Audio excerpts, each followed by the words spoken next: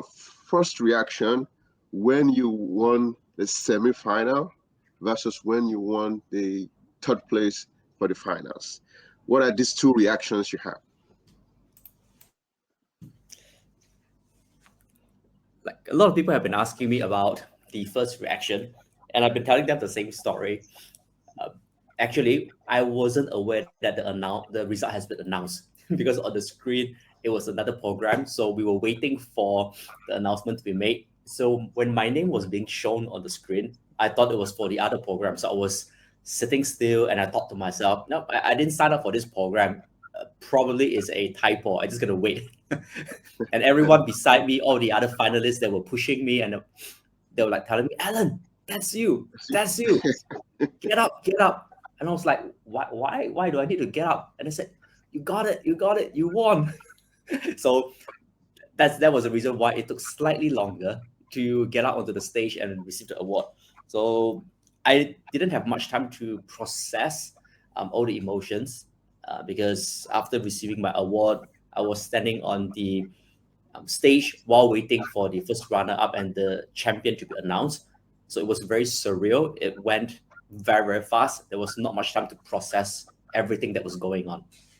Wow, thank you. Thank you. You just mentioned something that is very important in life and in public speaking, Mhm. emotions, the emotions that you were feeling. And also, you mentioned the second place and the third place. So, after you were called out as the third place winner, Mhm. did you start guessing who the second and first place could be? Or what was going on in your mind when you were standing outside on the stage? So standing at the side of the stage, I was holding my trophy, Yeah. and all I could hear were people cheering, and then they were making an announcement, the first runner up, and I was still processing it because in my mind I was thinking, oh, who could it be? Could it be the speakers that were before me? I had someone in my mind, and I thought, okay, could it be them? And it did. So I felt great. I felt happy for them as well. I mean, all the speeches were great, and of course we how should I put this? I was just constantly staring at my trophy, staring at the audience, trophy, audience, and the only question that went through my mind was, "Did this just happen?" That was it. That's good. That's a good emotion. Now, let's move to your friends, family, Toastmasters, supporters. How did people start reacting to you immediately you won and things like that? My wife was in the audience. She was there with my district leaders as well. So there were probably about 4 or 5 of them that knew me personally. So you could hear very distinctively where those cheer came from. Of course, everyone was Yeah, cheering, but you could yeah. hear them shouting on top of their lungs. And I was like, okay, that's them, that's them. And it felt good because my wife had been with me throughout the last few months, and she was there with me for the semifinals and the finals as well. So I'm glad she was by my side when the result was being announced. I didn't have time to check on my phone because I left my phone on the chair, Mhm. so I could only look at it after everything was done. But once I have access to my phone, all the messages came in, and it was, I'm trying to find the right word for it. I think I felt relief. Probably Yeah. that would be a good word. I felt relief that I was able to bring back something for my district, for my families and friends as well. Um, it kind of like felt like it is possible. Yeah. It is possible. And Mhm. the messages came in, and I just started replying all those text messages. Um, it was quite busy then. But when things finally settled down, I had a good chat with my wife, and we were still talking about how things were aligning this time Yeah. around because it just Mhm. happened. It just happened. Wow, wow, wow. That's really happy. Thank you for joining us, our guest again. Let us know where you're joining us from. Put in the comments, and also if you have question for our guest, please put it in the chat from wherever you're joining us from. One of the things, because I've competed before, not at the level that you have, I'm not as proficient as you as you are, but when I go to contests like that, and I finish my speech, international Mhm. speech, for example, I usually start thinking, did I place? I'm trying to like think, how much did I perform compared to others? Mhm. Did you watch every other person's speech? And after you delivered your speech, how did you feel about your own speech compared to what you heard? I was the last contestant, so I was able to hear the first five speaker, the first five contestants, and by the time it was a six and seven, I had to go to the backstage to get myself mic'd up. So unfortunately, I wasn't able to listen to the two speeches before me. But from the first five contestants, I was actually inspired by them Yeah. because they were doing amazing, they were doing great, and I feed off their energy. I felt inspired, I felt motivated, Mhm. and the environment itself is just so supportive that you feel like you can give your best and you could try and push a little bit outside of your comfort zone and say, I'm going to go all out. So at the backstage, while waiting for my name to be called, I was pretty excited. Pretty excited once my name was being announced, going up. Not nervous, but I think I was looking forward for the opportunity to speak in front of everyone. Once the speech was completed, because I was the last speaker, there wasn't much time to reflect on it. We were already getting ready at the backstage with all the other finalists, getting to enter the stage again in our choo-choo Mhm. train, which we were practicing and just wanted to get out and meet everybody. That's good. That's good. Thank you for saying that. So now let's get into the specifics. Your semi-final speech, which Mhm. I told you in person that I really liked a lot. Who do you love more? Who do you love more? Mhm. Like, it's connected with me personally because I have two kids, and you have two kids, and you Mhm. have to like discuss that dynamics that you have going on. And Yep. it was very powerful. It's something that everybody could relate to. But then I want to hear from you. I, I, I can almost guess that you probably have other speeches that you could have picked to, but for the semi-final, why did you stick to this? The semi-final speech was actually the speech that I have used all the way up till district, and I've decided to keep the same speech. Mhm. The fact is, I don't have another speech prepared, so I went with just one speech. Gave my best in the semi, and the result turned out favorable. So that was the moment when reality sank in, and I thought to myself, "Yep, now I need to write another speech." Wow. Interesting. So another thing that I also need to say that in you were in semi-finals one, and I was Yep. actually in the room. I heard the speech live. Mhm. All the speeches were good. All the speakers. For you to go that far, of course, you really have to be good. Mhm. But after you finished your speech, what did you think about your speech, and what impact did you hope that your speech made after you were done? Ah, I have one goal. Every time when I step on the stage, especially nowadays, I only have one goal, which is I hope I am able to resonate with people in the audience. And how I would determine it is by the end of the speech, if I were to meet anyone, people will come to you and say that, oh, that was a great speech, they love it, and I appreciate that. But I appreciate even more when someone was able to specifically tell me exactly how they could relate to that particular speech.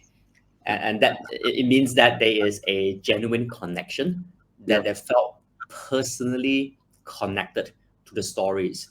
So the only goal that I had was later on, if anyone would come to me, I hope there's one person, at least one person, who would come and tell me that they they they, they felt inspired, they felt connected, and that is a measurement for me at least whether a speech is successful. Wow. I can tell you right away, I felt connected with your speech because I understand the struggle of having kids and Mhm. having to make sure that you extend yourself to them, and some Yeah, lessons that you shared, which we're still going to talk about down the line. But in addition to that, I placed you very high in the semifinals one, but I also placed somebody very close to you, which was the person that gives speech on chess. I love him, Ritik. Yeah, because I love chess. I teach my daughters chess. I think the lessons from chess are very practical. But then I was worried how much of connection the judges were going to make to that, because not everybody play chess, right? So I was like, but that, talking about connection, I connected with your speech, and I also connected personally with his speech, because the analogies of using the pieces on the board to give a speech, that was very thoughtful, and I really like that. Yeah, So it I was wasn't very surprised. intelligent. Yeah, yeah, I wasn't surprised you guys both placed high in semifinals one, which was really good. All right, thank you. So now let's get into more specifics. Your journey into preparing to be a finalist. If you could look back, what is one practical step that you would say, well, this is actually what I did that made me went this far? What would that be? In terms of mindset, I think the switch that I had this year compared to previous year when I used to contest would be, it wasn't so much focusing on winning. It was really going out there and having fun. My last contest was around 2017, so it has been 8 years, 8 long years that I have not contested. And to come back at this time, I felt like it was more of I need to find a stronger purpose to ground myself. So at the area, at the division, it was more about having that opportunity to speak in front of my children. So they were in the audience. So they were in the audience when I delivered a speech about them. And that makes um, it is so meaningful for me to be able to have that experience. And I told myself that was already a bonus. And I carried that mindset all the way up to semifinals and even to finals as well. It was just having fun because you had the opportunity to speak in front of a crowd and you just want to do your best. So I think that was the biggest mindset shift, a biggest paradigm shift that I had compared to previous contesting experience. In terms of technical, this is the time where I decided to go according to what I'm more comfortable with. Like I am more well aware of my shortcomings as a speaker, and I try to avoid those. For example, I try to avoid long sentences. I try to avoid words that has too many what do you call that? Um, like words that are harder to pronounce. Hmm. So I try to use as simple words as possible. So I try to play towards my strength. I try to use very simple rhetorical devices that I am familiar with, like the power of three, callback, um, basic observation and humor, which I felt would Yeah. have a higher chance of connecting with the audience. So it was more about finally able to understand um, my style, my personality, my persona, my charisma as a speaker, and wanted to test it out. So that was probably the biggest change in terms of mindset and technical in this time around compared to previous years. Wow, thank you. Thank you for sharing that. You just mentioned something now, basic observational humor. I did watch your workshop on crafting humorous speech on YouTube. That was really Yep. good. Thank Yeah. you so much for sharing your thoughts. So, still tying it a little bit to this s- conversation we're having, you had a couple of humors during your speech Mhm. that worked well. Did did you know it was going to work very well? And what advice would you give for somebody who is trying to do that, right? Trying to add humor to their speech. What advice would you give? For me personally, is trying to put ourselves a little bit more in the shoes of the audience. Oftentimes, when we try to write a humor, we write it for ourselves. We find it funny, we find it humorous, and we try too hard. So what I did was in the first draft, first few draft, it was more about being a little bit more critical. So I would record my own speech and I would listen to it over and over again. And I put myself in the shoe of an evaluator. Uh, was this punchline impactful? How was the payoff? How was the build up? Did it take too long for the audience to understand what I was trying to deliver? So these are some of the things that I was looking at. And I think along the way, we'll find ways that makes us more comfortable in terms of the tempo, in terms of the rhythm as well. Yeah. Wow, thank you so much. Thank you so much. We have people joining us already. This is Dr. Minal Siha. Just saying hello to Oluwaleke and Oh, other awesome topics and conversation. Thank you for joining us. Really appreciate you for thank being you, here. sir. Yeah. Please, if you have a question for our guests, please put in the chat and also tell us where you're joining us from and what you're trying to get from this conversation. Yes. Thank you so much. So now that we're on the subject of humor, I was listening to your workshop and you said something that was very interesting to me as a person. Mhm.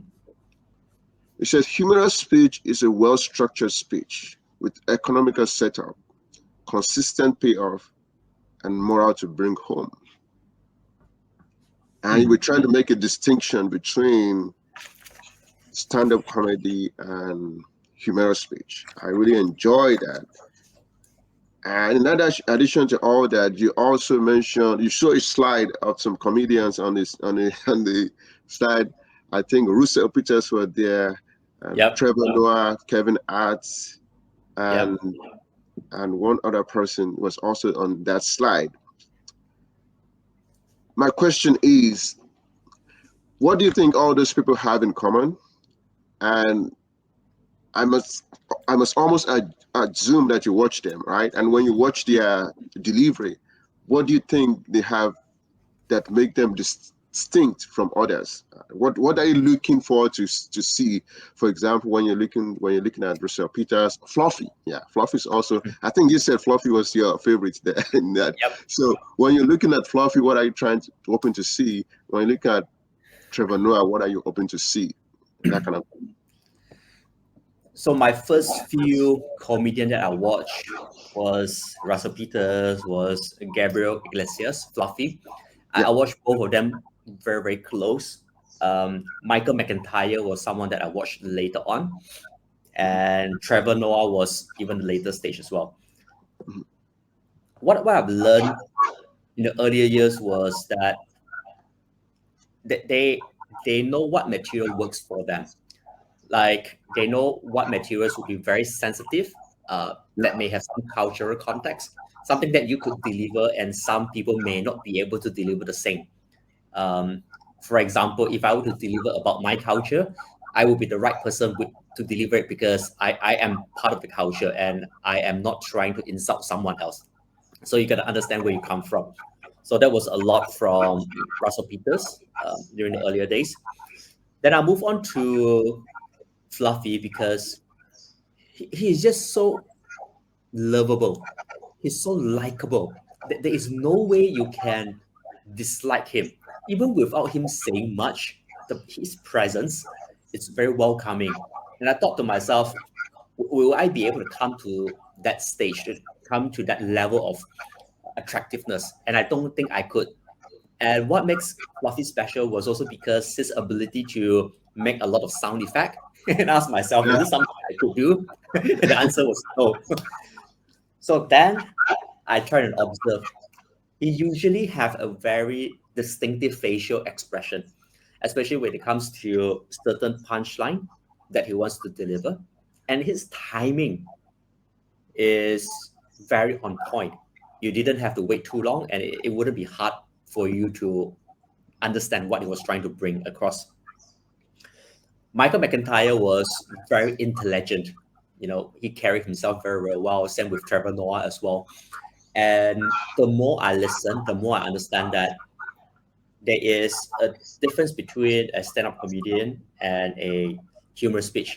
Both you're trying to entertain someone, but both also have something that we could share with each other as well. And I think I am quite fortunate because just within our community, we have a Toastmasters in Brunei who eventually become a stand-up comedian in our country as well. And having him perform at different places and sharing his experience definitely helped.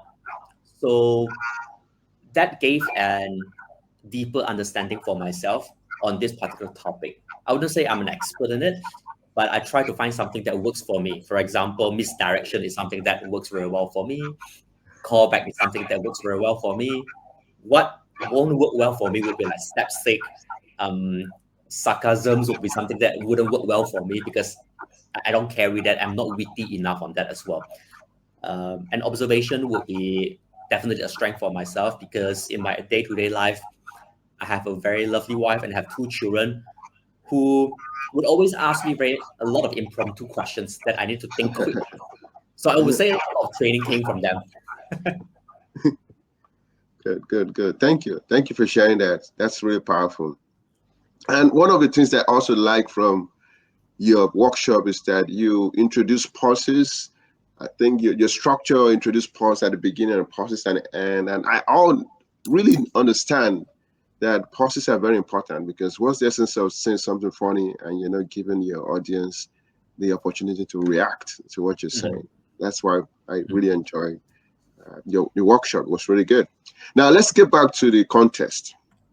mhm, The night before the contest, mhm. semifinals and finals, what was going through your mind? Were you hoping that you wake up in the morning? Were you hoping that the date didn't break and you don't have to go and do this? Were you excited? Okay, the speech was finally crafted um, the morning before the contest, and at night I had time to finally rehearse for about 5 6 hours to design on some of um, the movement and also the deliveries as well. By the time everything was done and I was getting ready to rest, it was about 2 in the morning, Mhm. and I couldn't rest because the fire alarm went off. So Yeah, everyone in the hotel had to evacuate, yeah. and in that hotel there were three finalists. Mhm. So myself, Mas, who came in first runner up, and Yeah. also Mario as well. We had to evacuate from the whole hotel, stood and wait for probably around 30 to 45 minutes until everything has been cleared before we can get back and have our rest. So it was quite a disrupted rest. And in the morning, I was ready to get my breakfast. Every day, the breakfast has been served at 6. But on that contest day, the final, it was weekend, Yeah. and there was a note that writes, breakfast will be served at 7. And I told Oh, myself, oh, of all day, it has to be yeah. today. Yeah. Um, but I think if it's more about the emotions or my mentality, it was just about, okay, let's just make sure that we got our rest in and have a mindset that you're trying to look more forward to it. So we had our rehearsal 8 in the morning on Saturday. That rehearsal helped a lot. All the stuff from the world headquarters actually helped. And they were very supportive in all the mic tests, making sure that we understand how the flow runs, what are the sequence. Really, really grateful for them. Uh, the most professional, the most well organized setup that I've ever been part of a contest. So a lot of credit has to go to them. Yeah. Good. Thank you. Thank you so much. Thank you for sharing that.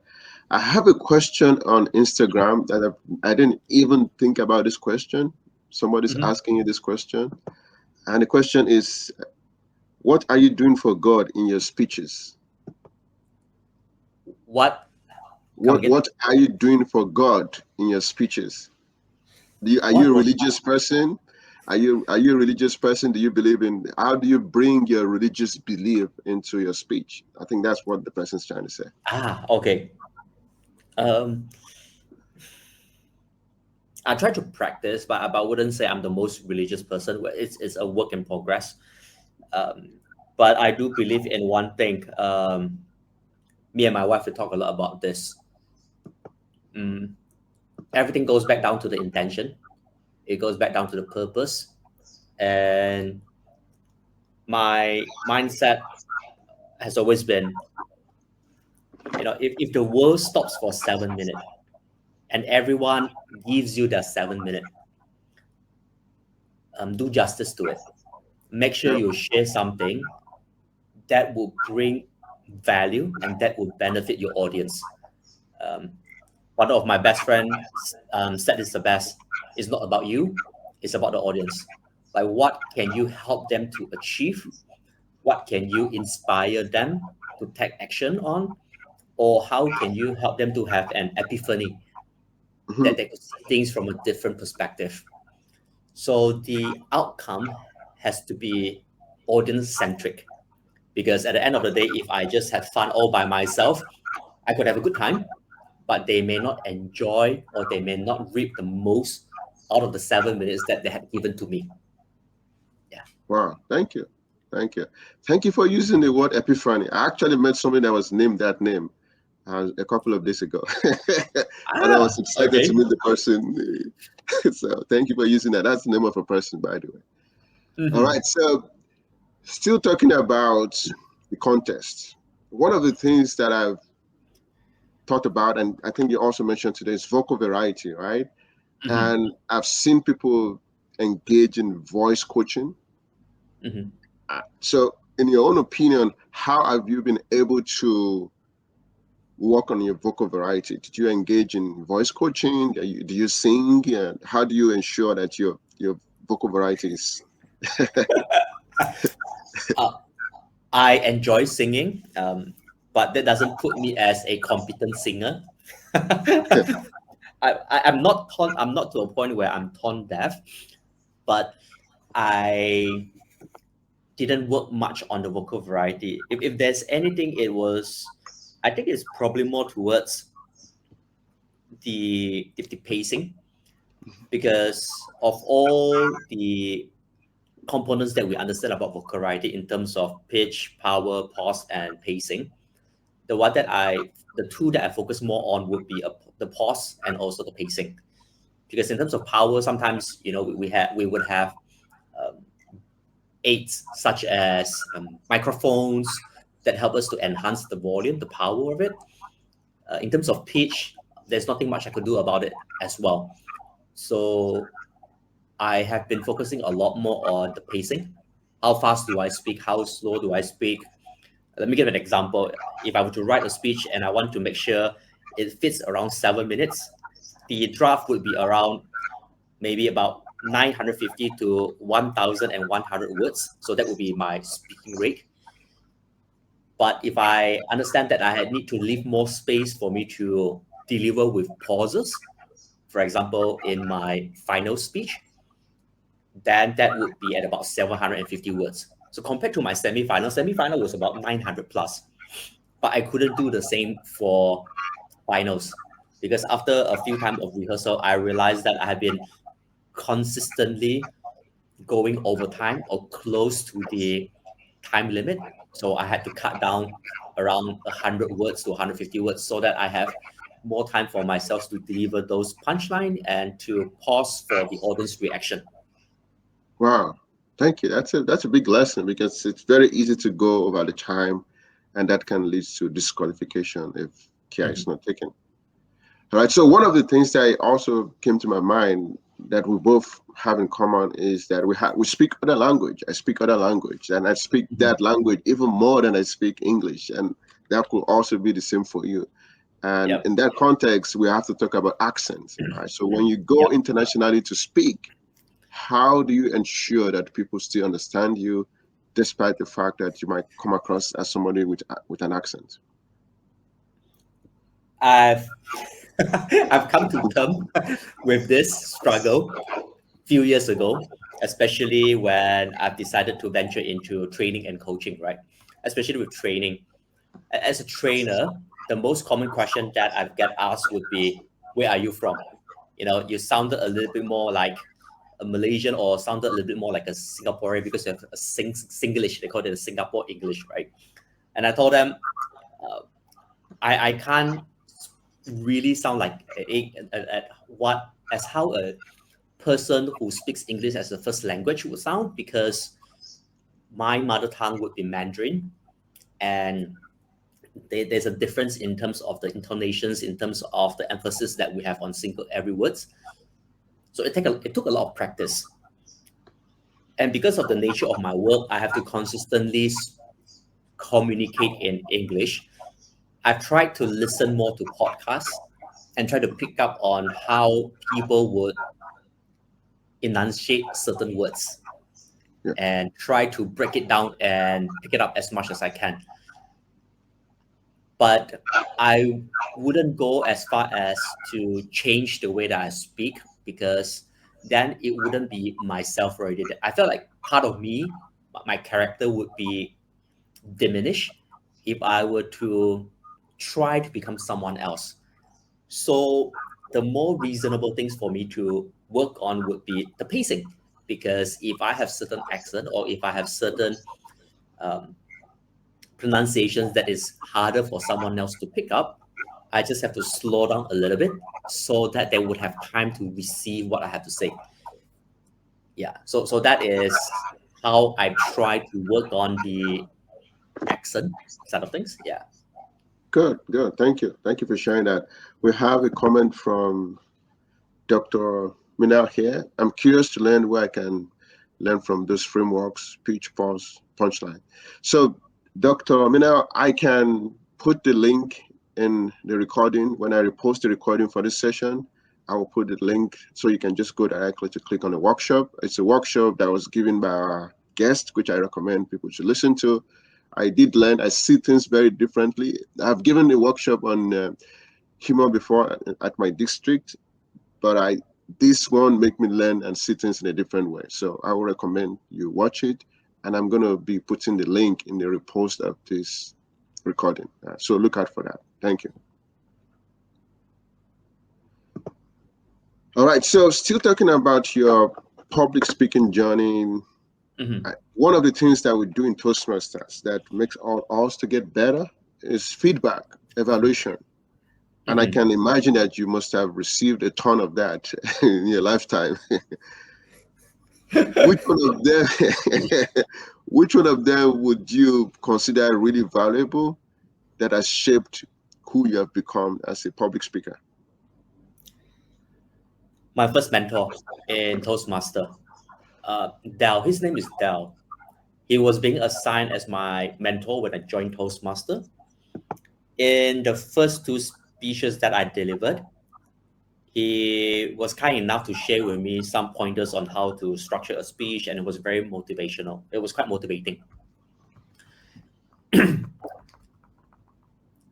Then few years passed, and he left Toastmasters.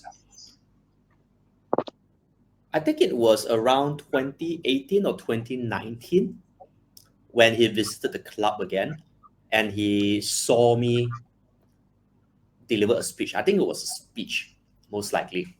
I can't remember what I did, whether it was speech or evaluation. And he said this very specific comment, this specific, very, very specific feedback, which I still keep it to heart today. He said, Alan, now I understand that you have improved, but if you want people to take you more seriously from this point onwards, you have to learn how to pronounce your word better. You have to learn how to take the language even more seriously, because in Toastmasters, people can be more supportive, but you now venturing into a trainer, you got to understand that in corporates, you may need to up your game. So it was along that line of a very critical and yet constructive feedback. And I remember me keeping that feedback even until today. Uh, like every single time, if I have an opportunity to improve on whether it is the way that I speak or pronounce certain words, I will try and do so. So if anyone come to me and say, Alan, you speak too fast, I will try to remind myself, okay, slow down a bit. or someone will come to me and say, Alan, you have swallowed the word. I couldn't hear what you say. So I become more conscious of what I have to deliver. Like even right now, some of the words where there are a lot more syllable, I have to purposely slow down a little bit because I want to make sure that my audience understand what I wanted to deliver. Wow, that's very powerful. Thank you for saying that. Because I also need to be aware of these coming from Nigeria. The first thing that I understand, that I observe, that I speak very differently, I sound very differently, and of course, that part of you sounding differently and people trying to understand, are you think we are here to joke? That's why you're sounding this way, that kind of thing, which is something that Yeah. are you not taking this seriously? That's Yep. Yep. it's more like, yeah, you're trying to do it intentionally, but then over time, I think people just understand, well, yeah, people Mhm. don't, you don't go to Walmart to buy an accent, right? You just Yep. just discover you have one. Thank you so much. So just a quick comment on the humor that you use in your speech. Mhm. The first one, you compared ordering some food items to having kids, right? We Mhm. place an order for a second child. That goes it. That Mhm. received immediate reaction because yeah, because you place order for food, but people are like, yeah, you place an order for that. That was really good. Then you also said, can I return my order? People also Yep. reacted to that because that was humor that was very effective. So still talking about the discussion here, now that you won the third place, Mm. what is going on in your mind? What are you thinking about now? I think that is a very apt question, especially for today. I just have a quick glance at the date. It is almost, today will be 1 month from the finals. Over the last 4 weeks, a lot of things had happened, but most of it evolved around being invited to share the journey and the experience with other fellow Toastmasters. And I think it is, I would say, fulfilling your role and responsibility as a finalist. What more to say? Being placed. Few things. Number one, members around my district, members at my club, they are some of them who suddenly feel very motivated because they have seen me since I first joined Toastmasters, and that was like 12 years ago. So witnessing my journey, I think it gave them some more hope, a little bit more courage to dream that they can give it a shot, give it a try.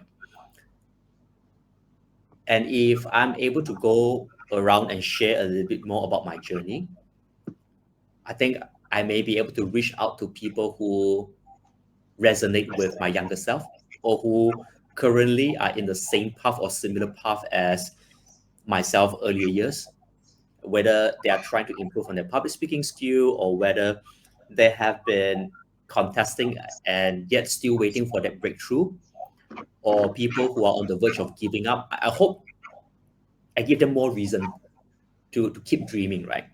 Give them more reasons to keep working on it. And I think that would be how I see the opportunity that I have right now, the positions that I'm very blessed to be in right now, to inspire more people, because the credibility, the ethos are there at this moment right now. So why not? Might as well uh, give it to the full use. And this brings back the question that we had earlier on from one of the audience from Instagram, right? About the purpose, the intention. During the contest, it was just giving that positive message, right? Giving them that something to look out for. Now that you're in this position, uh, continue to inspire more people. Yeah. Good, good. Thank you so much. Thank you for joining us, Kathleen. We're glad you're here. Please comment in the section where you're joining us from. If you have questions for our guests, you can also put your question in the comment section, and ask our guest. Still in line with that, the follow-up question, somebody asked you, what is your mission in life? That's another question that came up. That's from the same person that asked earlier. So what would you say about that? I just want to make the world a better place. Yep. I just want to make the world a better place for people to work in, for people to live in. And, as cliche as it may sound, right? I just want to leave the world a better place than when I first found it or when I first came. And a lot of it has to do with legacy. Like, I see myself having very, very limited time. And I have family members that I want them to be proud of. I have people that I want to make sure that I set as a good example, especially to my children. So to me, if I'm able to do one more good thing, hopefully it will spread more positivities and encourage more people to move towards that direction. Yeah, just to make the world a better place. Good, good. Thank you. So this comment is from my high school association from Nigeria. They joined in and they said, it is unfortunate that a lot of us do not pay attention to the art of public speaking until we are given the microphone. Well done, Alan. All right, so people are recognizing you from all over the world. That's the influence that you talked about. And Yeah, the question is, how are we going to use this? How are you going to use this? Because you are the world champion to make the world a better place. Thank you so much for being here. This starts from here, saying yes to this kind of invitation and yeah. reaching more people. And so thank you so much for being here. I really appreciate it. Thank you for the invitation as well. Thank you. We have a question for you from our guest. What made Alan start on this journey? That's from Dr. Mena. Thank you, Dr. Manal, for your question. If we talk about contesting journey, I think I have to go back to 2013. That was the year that I joined Toastmasters, and around November, I think, would be the first contest that I've joined. That would be an speech evaluation contest.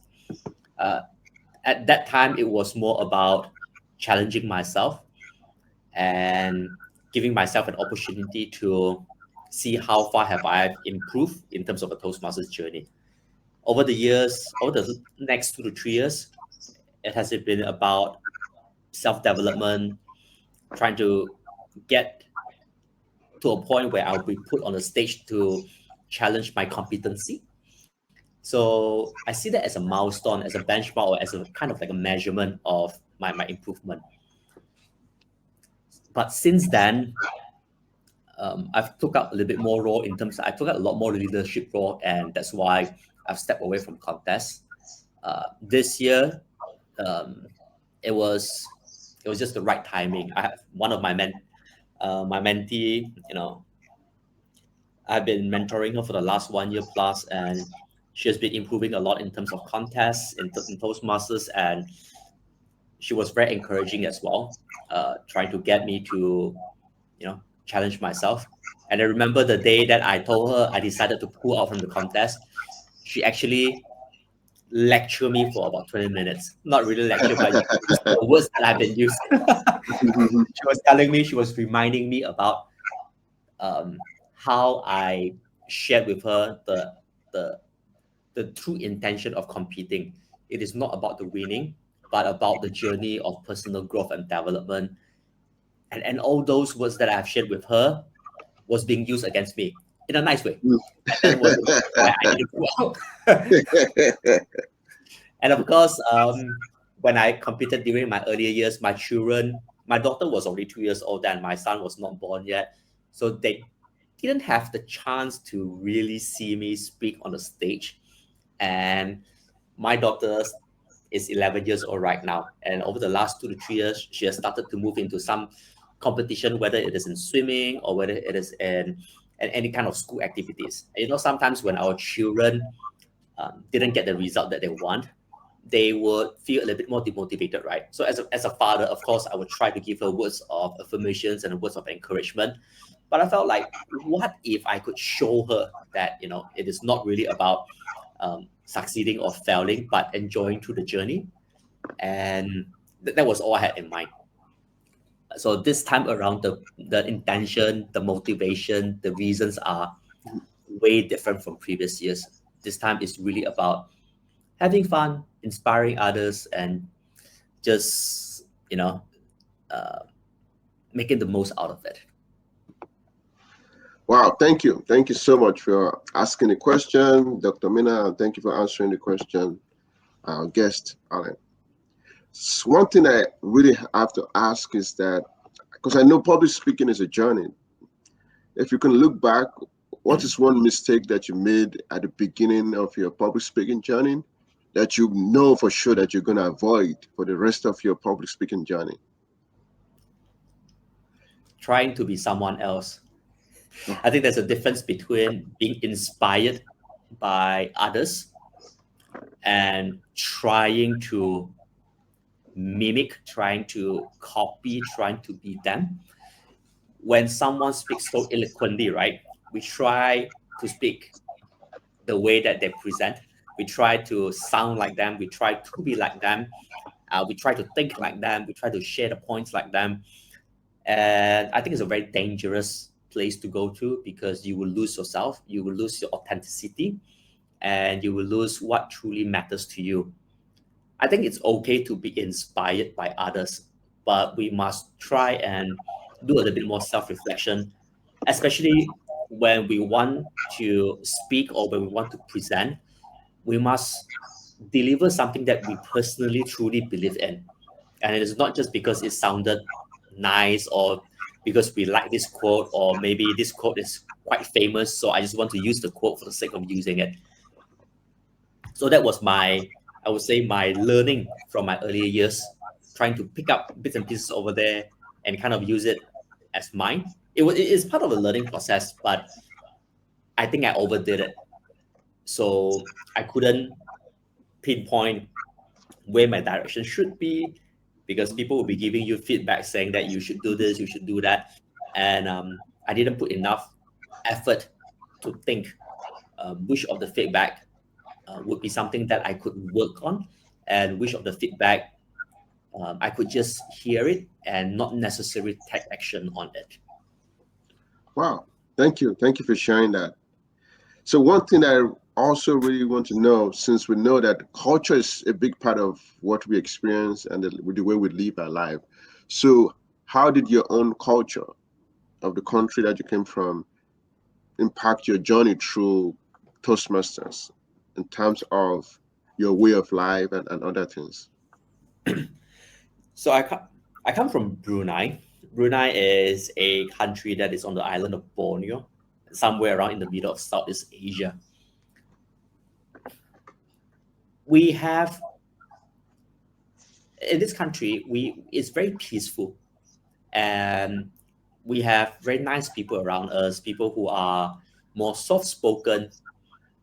Majority of people that I dealt with or I work with are quite supportive, quite encouraging in one way, and that actually helps. Cultural wise, everyone practice as much as they could gratitude. They try to be appreciative of what they have.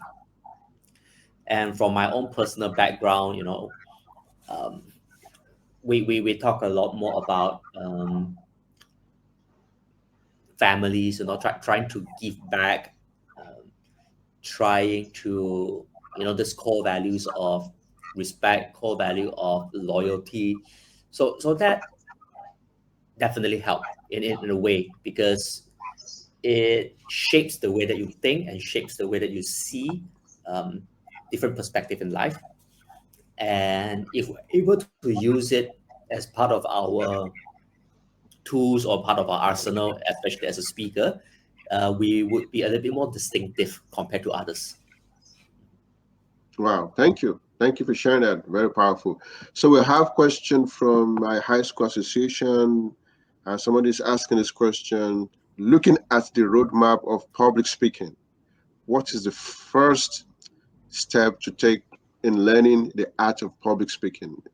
For somebody who's just beginning, what would you recommend for them?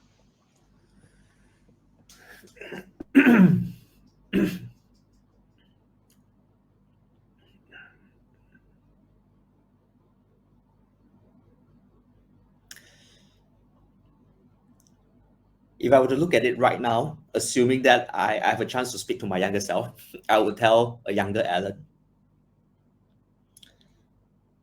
do fast, fail fast, but learn faster. So public speaking is a skill that you could really improve if you put in the hours. You're gonna practice it. A lot of times, people that I've known, they think about improving public speaking, and you can't really improve by thinking. You can spend time thinking about how you could structure a sentence. You could spend time writing better, but speaking itself is a skill. It's like a muscle memory, right? You have to continuously put in the hours, put in the work so that it becomes more natural. So I am not rejecting the idea of thinking or writing, but I'm promoting more on taking action. So instead of worrying about, do I sound good? Would I be able to share something of value? I think just do it first. Just try it. Try fast, do fast, and then you will fail fast. Because fail fast means that you get a feedback, and then you learn faster. So every single time you learn from your delivery, it is more real time, and you're able to pinpoint exactly what can you do better with the next presentation, or with the next speech. And that is also the reason why Toastmasters become so attractive, because the stakes are lower. You're able to try out a few things without really hurting like your Yeah, professional career. Like I can't imagine myself trying things with my client, right? Because if I were to say the wrong thing, that could jeopardize my career. But in Toastmasters setting, you feel safe because it's a place that allows you to try, fail safely, and also receive feedback to improve on it. good, good. Wow, thank you for sharing that. So receiving feedback comes with lessons, and one of the things that I really like from your speeches is lessons, right? From your semifinals, you said giving kids what they need most in a way that fits best, being present, not equality but fairness. That was very powerful from your speech. Then you also talked about keep dreaming in your final speech, the teenage wild dreams. Looking at you make me remember my teenage days and things like that. Looking around, seeing my friends being successful. That was very emotional. Everybody could connect with that. When we are grateful to life, life will find a way to reward us. Then you also said in your last speech, people should, excuse me, keep dreaming, but then know that some of those dreams may not come to pass. And even if they don't come to pass, that's not a reason not to dream. And Mm. that's why your speech was so powerful and connected with the audience, your final speech, and together with all the humor that you added to that. Is there any other life lessons? Because it seems that you can teach us some workshop on life lessons. Is there any other life lesson you also want to share with us? I wouldn't say life lesson, but I do enjoy keeping I would say idea banks, where sometimes you have some thoughts that you could just write it down. So I keep it in my phone. But there are a few particular ones that I actually write it on my whiteboard at the work at the office. One of the first thing that I've written up was along the lines of, the world wouldn't lose anything without you, but it definitely can be a better place because of you. I think it's a very important thing to remind ourselves that we don't overplay our importance, but do not undermine what we could do, especially bringing positivities to our life and others' life as well, right? And this was inspired through one movie that I love, which was Coach Carter, where he constantly asks one of his players about what's your greatest fear. And it's actually a quote from Marianne Williamson, right? About your greatest fear is not you being insufficient or inadequate, your greatest fear is actually you are capable way beyond lights, something along that line. So you playing small Yeah. doesn't mean that others would play small as well, but you allowing yourself to be liberated and glow, you would be able to inspire others to do so, something along that line. So that really allows me to think and encourage me to dream a little bit bigger. Like, is there something else that I could do? um, do I need to wait until I am of certain achievements or certain status or certain recognitions before I can do good? But no, I mean, you can do good all the way. And even if you don't achieve anything, the good deeds that you have planted, I think it will somehow or rather inspire people around you. So that was the first thing that I wrote on my whiteboard. Like, the world won't lose anything because of your loss, but you the world can definitely be a better place because of you. Second thing that I wrote was from last year. I don't know, by chance I came across this term. It's called mudita, Mudita, and I think it's a word from Sanskrit. There's no exact translations to English, but it kind of brought out the meaning of being sincerely and genuinely happy for someone else's success. Like Mm. sometimes when we see people doing way better than us, jealousy may comes in, and we may feel like, of course, they deserve to be more successful because they have better opportunity. But we can't take away the effort that they have put in. I think it's better to, appreciate that, look at it from point of view of inspiration, make it as a source of inspiration for us to somehow become better. Like, these two things are very close to me, so it has always been on my whiteboard, and try to remind myself every day of it. Wow, that's powerful. Thank you for sharing that. Our guest, please let us know where you're joining us from in the chat. And also, if you have any life lesson that you've learned that you want to share with us, put in the chat. We'd love to learn from you. Why not? We're all here to learn. So, still talking about learning, Mhm. based on all these experiences that you had during the contest, before the contest, and after the contest now, people reaching out to you and things like that.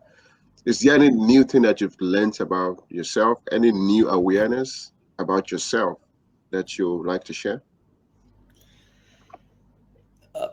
If it's about the speech, the moment I rewatch the speech, I've taken down the notes. I need to work on my energy a little bit more. I need to work a little bit more on my facial expression, be a little bit more distinctive, and not just having one kind of facial expression because it's a bit too universal.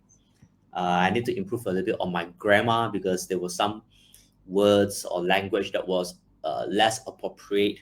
So there was a lot of room for improvement as a speaker. But I would say the biggest takeaway that I had would be uh, acceptance. Acceptance. We always have this our own fair share of imposter syndrome. Like, we feel like we are, someone else is always better than us, and we try to defer um, giving recommendations or giving suggestions or giving feedback because we don't think we are good enough. And I have that fair share as well, because all this while, even as a trainer, right, sometimes you question, who am I to train people who are way more experienced than me? um, Regardless of the feedback has been very positive, there's still a little bit of lack of assurance.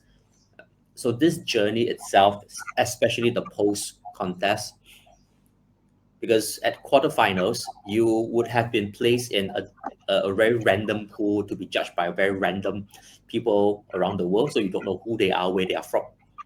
And getting through quarterfinals means that you have been accepted once by everybody already, Yeah. and going through semifinals again with another set of judges, you got through it again, so you have been accepted twice. Then when it comes to the final, getting placed, you have been accepted three times. And I think that was the biggest takeaway that I had, which was I need to be a little bit more assured of myself. Of course, I there's a lot of room for improvement for me. There is things that I could work on, things that I'm lacking in, but I cannot take away the things that I have demonstrated as a strength or demonstrated as a better effort or better competency compared to previous years. So I have definitely become better, whether as a person or whether as a speaker or as a trainer as well. So that was the biggest takeaway post training. Wow, thank you for sharing that. And we have one of our participants here, Dr. Minal. She's saying, have you ever tried the Udly or any other AI guided improvements? Do you have any experience on that? No, I have not. I heard of Udly, but I have not tried that yet. Um, Probably I'll have a look at that. Thank you for the recommendation, Dr. Mina. Yeah, thank you so much for that. But still, moving ahead, we're wrapping off very soon. I promise you, it's not gonna take you too long. Now that I know that part of who we are will always come out when we speak, our personality. So for you, how has your personality impacted your public speaking journey? Who you are naturally, the way you interact with people. How has that impacted your delivery of speech?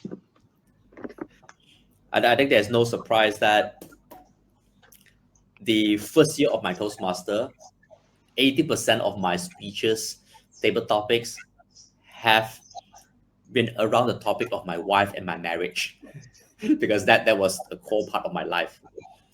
And there's no there's it's not a coincidence that my semi-final speech has been about my children, and then my final speech was about my wife came into play, my children came to play, and that was also the first time that I brought my father and my mother into a speech.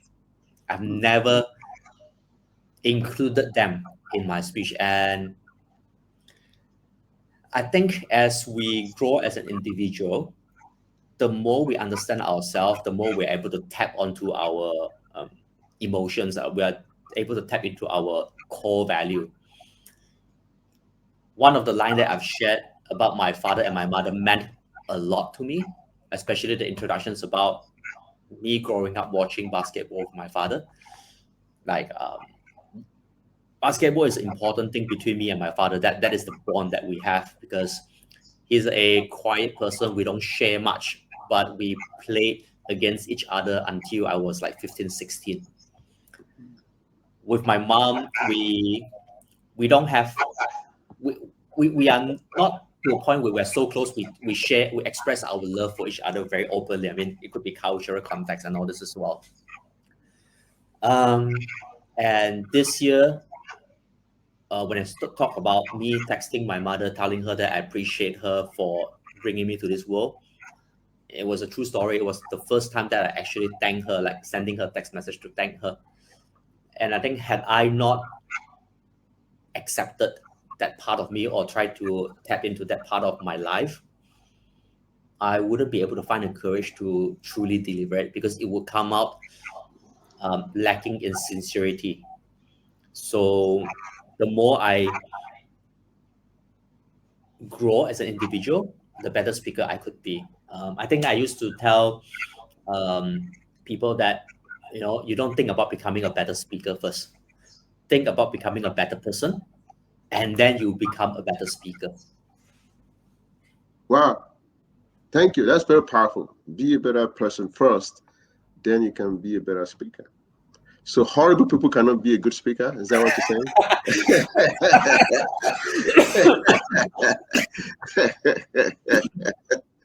So still going on this journey, why do you think people do not bring the mood back up when they give very emotional speech? Once in a while, I see people do this, and I just wonder. I want to hear your opinion. Why people just like keep like you're sinking yourself and you're sinking the audience at the same time? Why do people do this? Why do you think people do this? Probably it's a misconception. That's what I choose to believe, that people would understand your message if you bring them to very, very low emotion, sadness. You want to deliver a very touching moments, and you feel like getting into that emotional cave is very important. But but I feel otherwise. There's always a pain and pleasure. There's always a positive, negative emotion. not everyone would receive. Um, Not everyone is readily to receive a lot of message when they're at their lowest time, because I would imagine myself, if I'm very down right now and I'm very emotional, you may give me the best advice, but it may fall on deaf ears. But if I am more uplifted, I'm more open to suggestions. And that is the exact reason why it's only a very brief moment in my speech that I went deep down when I asked the three most important questions. And right after that, I felt like I cannot keep my audience emotion then and then. Because even for myself, if I continuously push it, it will be hard for me to come back and deliver my message. Uh, Probably two times during my rehearsal, when I asked that three question, I wasn't able to control my emotion well, and I went way off. I became too emotional. I was holding back my tears already, and my voice would have changed. And during the contest itself, I told myself, I got to be very, very careful. It's good to touch, and then I got to lift everybody up again. Then you're gonna climb again, right? I think that's Yep. what people forget to do, to climb. And humor is a very good way to climb that emotion up. And I think you said your wife told you that you can be emotional, but make sure those tears don't drop, right? Yep. I think Exactly. That that's has very been the powerful. advice that should be given me. Yep. Yep. I listened to her advice on this. So still, we're wrapping up. We're wrapping up, coming to the end. Do you Mhm. think anybody can win the world champion of public speaking?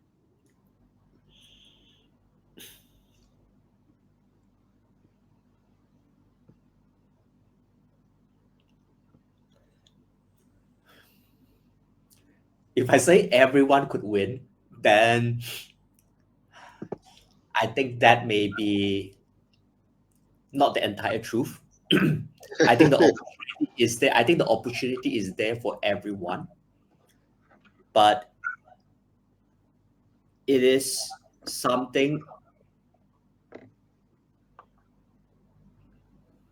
It is something for individuals who not just only want it, but willing to put in the work and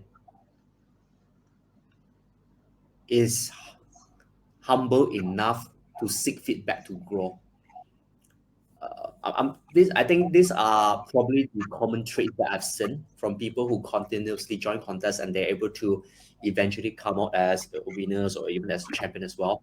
I had the opportunity to speak to Sabi and even Mars as well.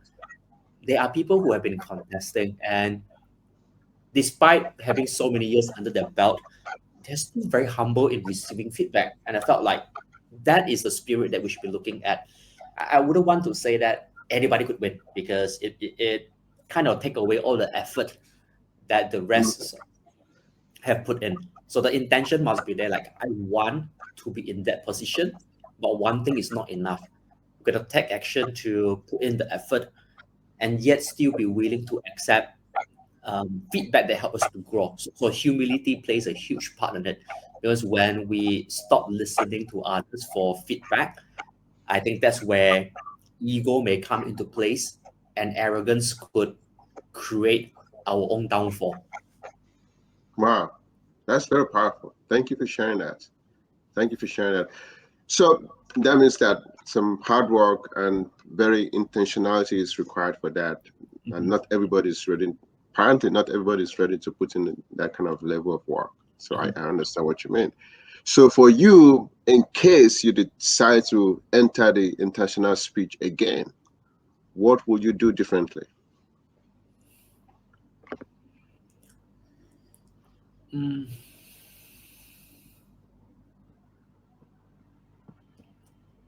I think definitely I'll if I ever would join again,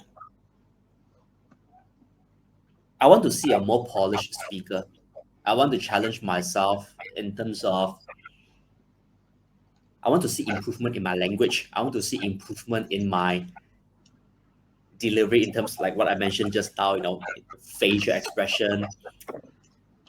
I want to have that more pull, the pull, the gravitas to bring people in.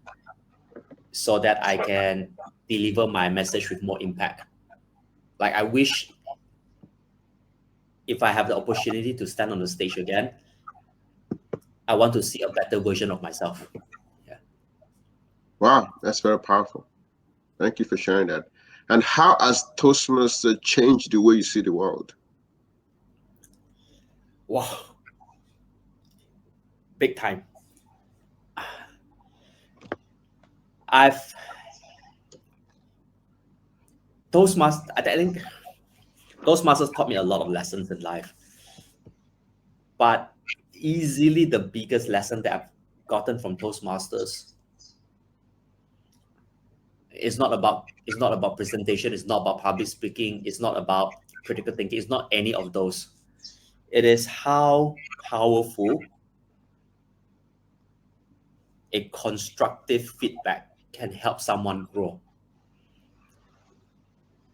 Like we may have these misconceptions about people not willing to listen to advisors, or there isn't anyone who is able to guide ourselves.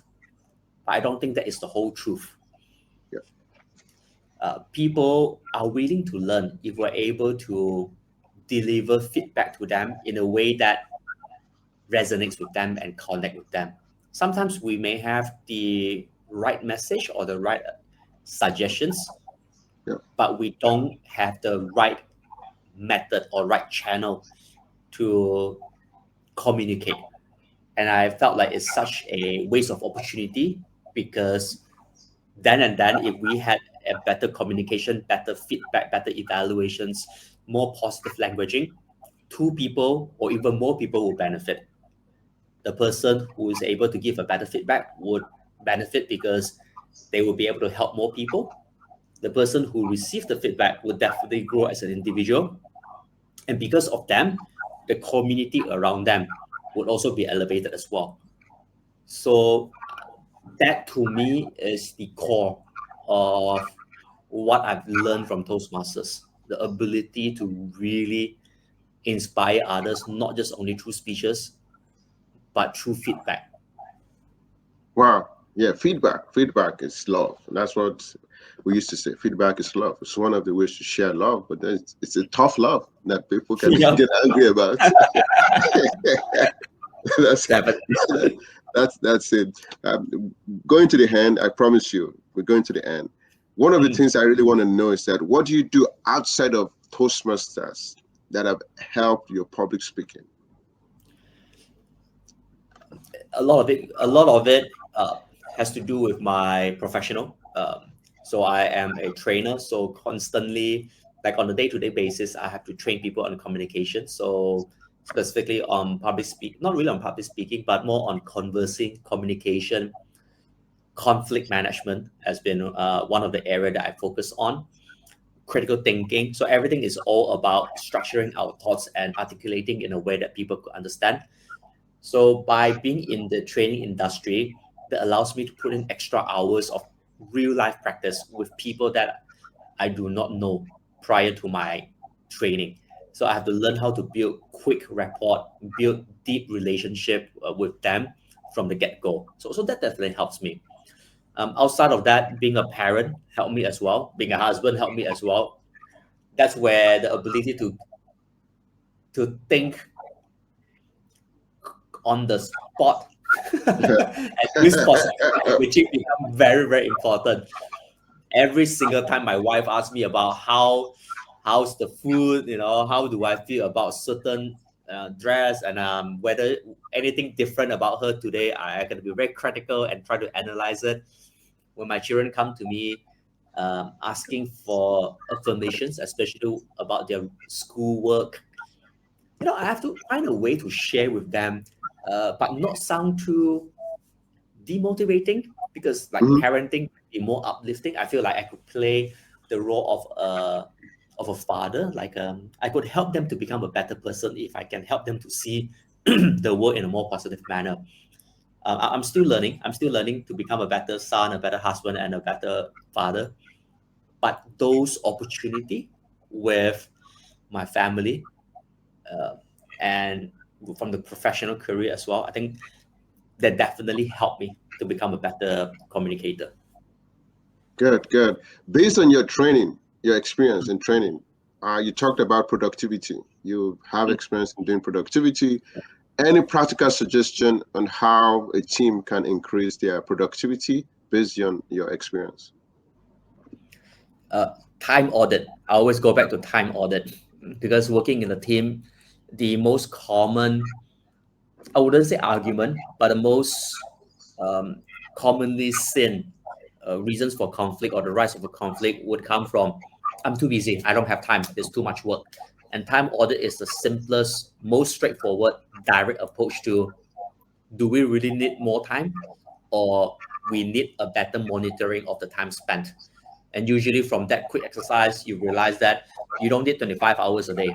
You just need to be able to identify where you spend your time and how you could maximize the available time on your hand. I believe that we don't need to focus 24 hours a day. If we could really put in our work and focus for 2 to 3 hours, we'll be more productive than average most people out there already because 3 hours can get you done a lot of things. Wow, good. Last practical question. You also have experience in strategic management. Mm. Any big lesson you've learned from strategic management? Yep. Planning is important, but cascading the informations, cascading our plan to our team is even more important because a lot of time people spend a lot of money and investments on planning and they draft out a 3 years plan or a 5 years plan and it ended up on the shelf.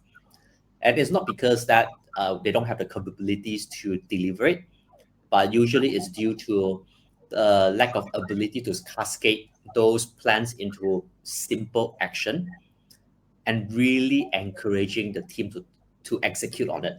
So by the time that we revisit our plan, it could be 1 to 2 years into the existing 5 years plan already, and it's not very motivating. It's not very encouraging because we will recognize that how far we are behind from the initial plan, and what are we going to do by then? So planning is important, but cascading is even more important. But at the end of the day, we still want to make sure that there is execution, there's action. Because when action comes into play, we'll be able to complete the full cycle to know that whether our planning actually works. Good, good. All right. Any last thoughts for our guests? How can they be in contact with you? What are the services that you offer and things like that? Thank you. I'm approachable. I can you can reach out to me via LinkedIn, Instagram, Facebook, email as well.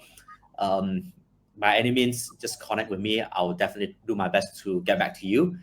If you have any questions or you would like to know more about building your own team, especially a very dynamic team, understanding how you could improve your confidence and competence and charisma in terms of communication.